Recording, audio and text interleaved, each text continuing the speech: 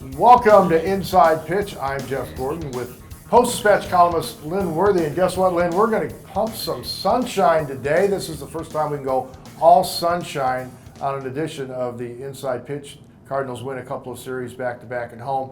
Let's start with a familiar topic, one we've hit on multiple times. Matthew Liberatore. Here's a matchup against arguably the most talented pitcher in the game today, and he holds his own. Not against the best lineup ever, but you're seeing the continuation for Matthew of a very good season. Yeah, and you're seeing him be able to, match wits with one of the guys who's, was a Cy Young candidate last season, to give you, pitch deep into games consistently again, to not give up much. I mean, really just gave up, basically one extra base hit that led to a run. He had a couple of walks, which, only stands out because he hadn't done it. He'd had like 3 coming into his last outing. So the fact that he's still showing that ability to pitch deep in the games, to match up with, some of the best in the game, and to keep you in games and give you a chance to win. Again, he was a guy that you didn't necessarily think was part of your starting rotation pitcher going into camp, and now he's been arguably your best starter. Some life on that fastball, mixing pitches, working out of trouble when there is trouble, rebounding from trouble when he can't quite get out of it, but then he has to keep going. The maturation, you go with the physical ability, and he just looks like he's just such a free and easy big lefty, just throws without any effort.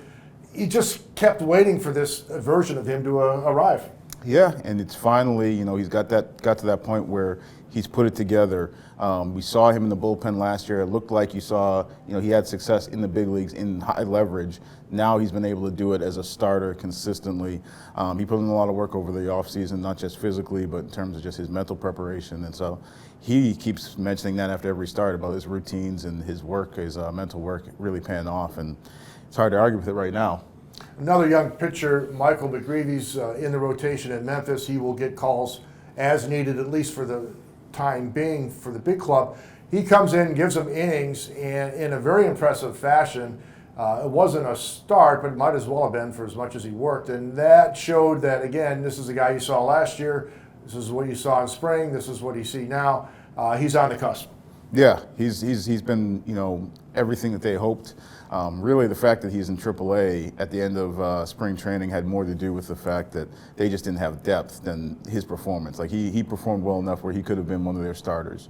But the fact that if he was in the rotation meant that there wasn't really that much behind him is the reason why he's down there, so that he's the guy that they can go to when they have to, bolster their rotation, or have to fill in a gap, or they have to go down there to make up some room for, whether it's a doubleheader or that sort of thing. So it wasn't the fact that he wasn't ready. It was just the fact that they knew that they had somebody who was ready that they could go to, whereas if he was in the rotation, then the other options were not as enticing.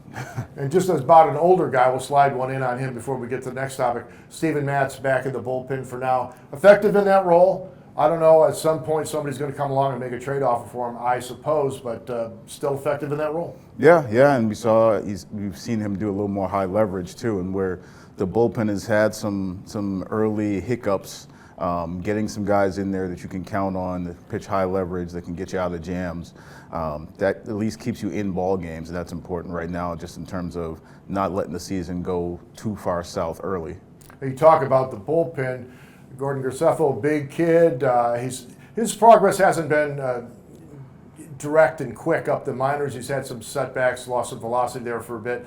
Now his fastball's jumping. They've got him in a relief role. He comes in with Ryan Helsley tapped out after a back-to-back.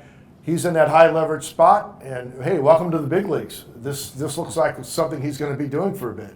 Yeah, it's learning on the fly a little bit. I mean, he pitched in back-to-back games Monday and Tuesday, and to his recollection, that was the first time in his life he pitched in back-to-back games. So, but in the second one of those was him closing out a save with not much margin for error. So, this is like a full audition for the bullpen, where before he's come in relieved just because he had innings. This is short bursts. This is back-to-back outings. This is a full look at him as a reliever.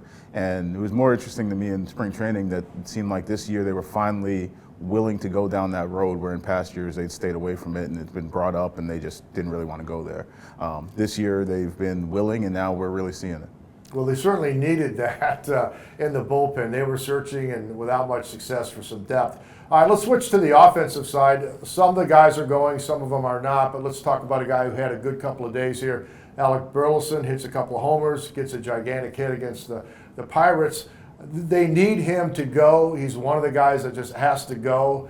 And for the couple of games here, he went.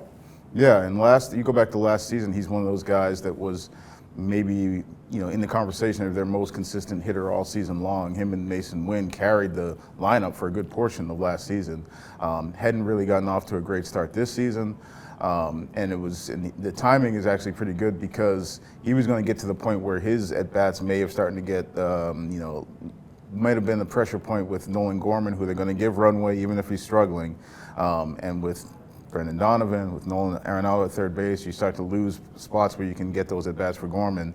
And if Burleson didn't show up and didn't bring that bat with him, then he may have been the one who's going to lose out. But now you see him hit the ball out of the ballpark. He's always been a high contact guy.